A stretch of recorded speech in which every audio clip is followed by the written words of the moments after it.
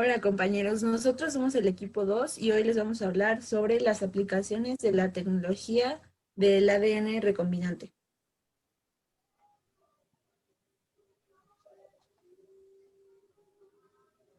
Bueno, el ADN es el ácido desoxirribonucleico y es una biomolécula compleja que se encuentra en el núcleo de las células y compone el principal constituyente del material genético de los seres vivos.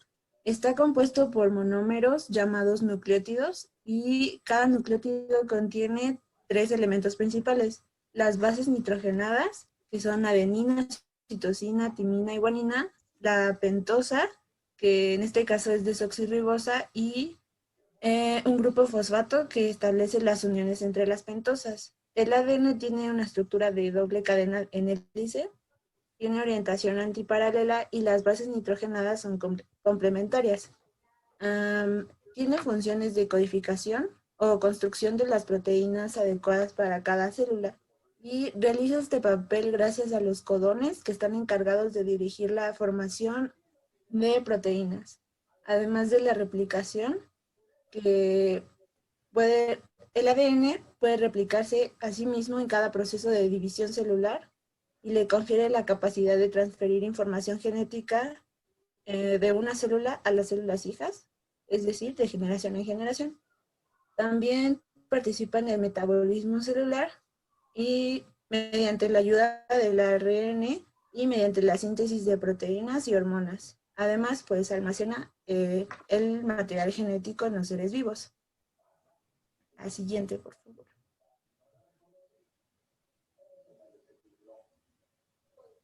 La tecnología del ADN recombinante.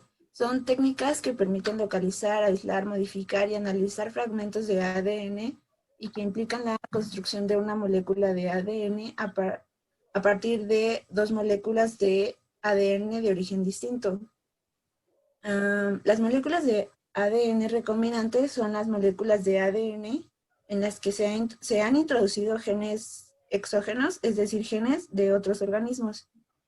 Y el proceso para obtener ADN recombinante se llama clonación molecular. El primer paso sería reconocer la secuencia de interés, es decir, la secuencia del genoma que nos interesa. Por ejemplo, el gen que codifica para la insulina. El paso número 2 sería cortar con enzimas de restricción.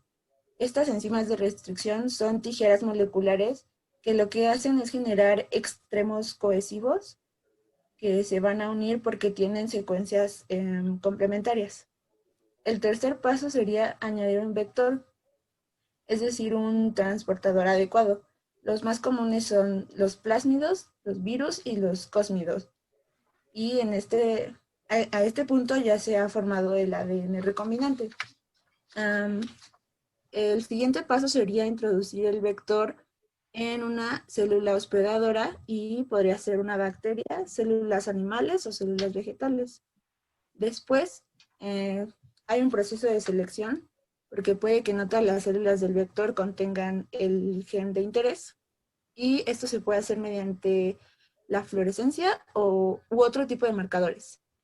Eh, Después sería la propagación del gen que nos interesa y al final ya tendremos nuestro producto.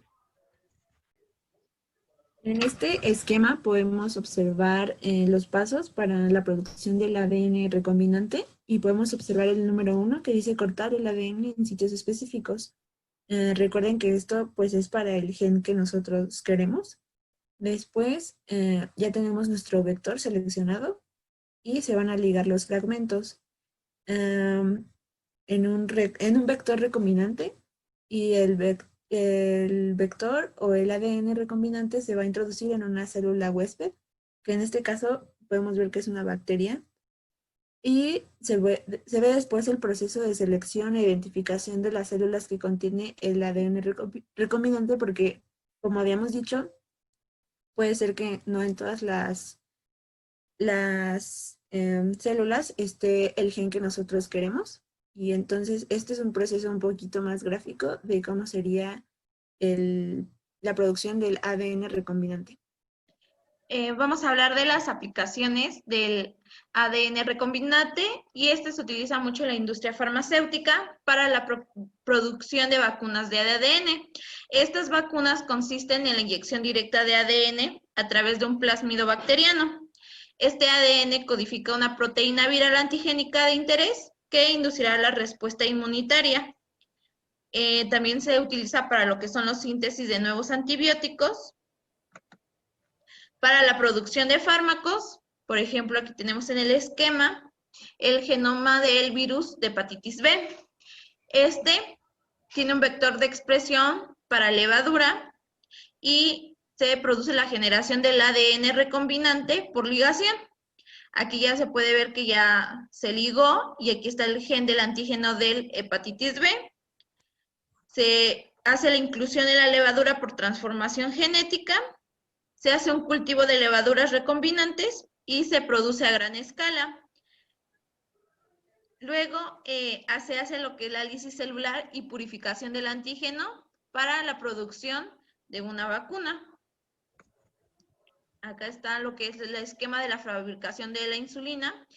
Este fue de los primeros descubrimientos o lo primero que se hizo en la industria farmacéutica, lo que es la insulina humana en los años 80. Se extrae el plásmido, que es una cadena circular de ADN que tiene la bacteria, además de su material genético. Se aísla el gen que codifica la insulina humana, se unen, aquí se introduce el gen en el plásmido y posteriormente se introduce de nuevo en una bacteria. Como lo había comentado mi compañera, pues las bacterias son medios transportadores y estas bacterias producen insulina humana que al multiplicarse se pueden obtener grandes cantidades de esta proteína. Ya después la insulina puede ser empleada para tratar la diabetes y pues así se produce la insulina. Luego vamos con lo que es la industria agrícola. En la industria agrícola ha permitido la obtención de plantas transformadas más productivas, que quiere decir que son más resistentes a herbicidas o a virus que luego destruyen los cultivos y asimismo pues les ayuda a sobrevivir a condiciones climáticas que normalmente no estaban condicionadas y asimismo en la producción de vitaminas. Aquí hay un ejemplo de la de producción de vitaminas que ha ayudado lo que es al arroz. A estos productos se les denomina o se les llama organismos genéticamente modificados o transgénicos. Acá tenemos un esquema de técnicas de transgénesis, cómo es que se da todo este proceso.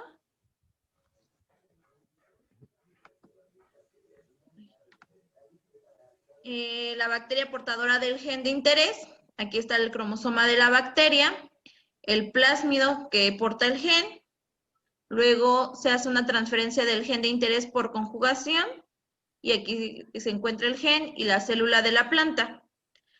Al momento estos, por ejemplo, estos son tomates genéticamente modificados, ya que se unen estos dos y pues forman un nuevo tomate. Y el nuevo gen está presente en todas las células de las plantas. Biorremediación. Este es el proceso de descontaminación mediante la inducción de bacterias capaces de degradar sustancias contaminantes. ¿Qué quiere decir esto? Bueno, encontramos aquí que hay residuos orgánicos y un suelo contaminado. El suelo contaminado nos referimos a químicos, petróleo, metales pesados, pesticidas. Aquí se lleva a cabo un compostaje, pero este compostaje no puede degradar todo lo contaminado del suelo, sino nada más los residuos orgánicos. Entonces se crea un compost enriquecido. Y pues aquí está el emplazamiento contaminado que contiene todos los químicos, lo que ya les había mencionado. Aquí es donde entra lo que es la biorremediación. La biorremediación se utiliza ya sea bacterias biológicas que ya se encuentran en el mismo ambiente o ecosistema, y si ellas no son capaces de degradar alguno de estos contaminantes, se utiliza o se lleva a cabo el ADN remediante para crear nuevas bacterias que sí sean capaces de degradar estos contaminantes. Entonces ya aquí es donde obtenemos un emplazamiento limpio.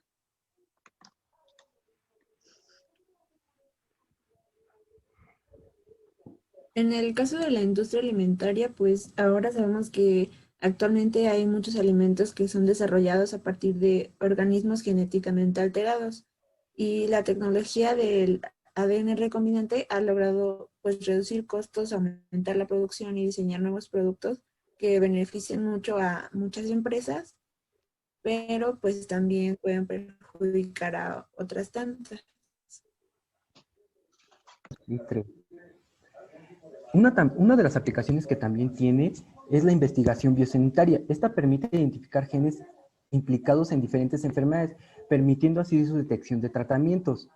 La tecnología de ADN recombinante es ampliamente utilizada en el ámbito de la investigación biomédica. En este sentido, la ingeniería genética ha permitido identificar genes implicados en muchas enfermedades, lo que ha permitido su detección y tratamiento. Para dar algunos ejemplos, el ADN recombinante se ha utilizado en técnicas de diagnósticos como el del virus del VIH y actualmente se está investigando también en las tecnologías que tratan el cáncer. Una de estas, uno de los ejemplos es como también son los cromosomas artificiales.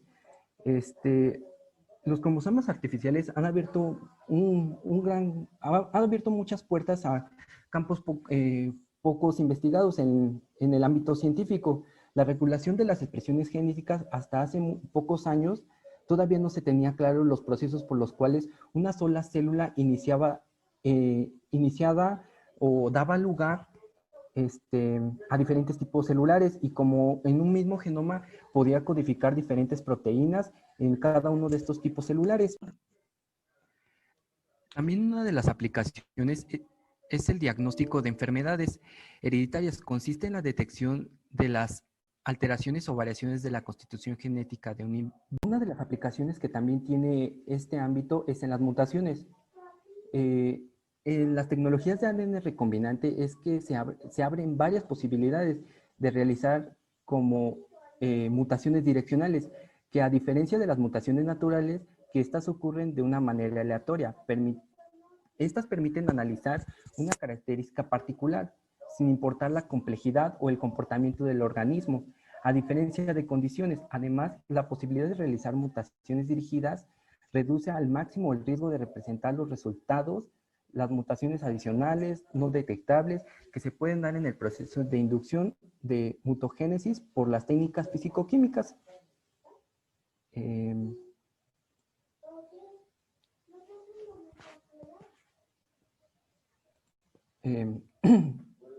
Las terapias génicas. En un principio estas terapias se aplicaban solo en humanos, inoculando al organismo en dosis significativas de las proteínas faltantes o pues también en su defecto pues defectuosas, ¿no? Por ejemplo, se administran fuertes dosis de insulina a enfermos de diabetes con la finalidad que una elevada concentración de proteínas funcional restaure la secuencia genética. También se aplica en las ciencias forenses. La técnica del ADN recombinante ha sido un gran aliado en la medicina forense y la investigación criminalística. Esta puede tener una gran relevancia en juicios y se ha usado en los últimos años mucho, ya que con esta podemos hacer pruebas de ADN o identificar características únicas en los cromosomas humanos. Esta tiene un 1% de error, entonces es muy importante en este ámbito.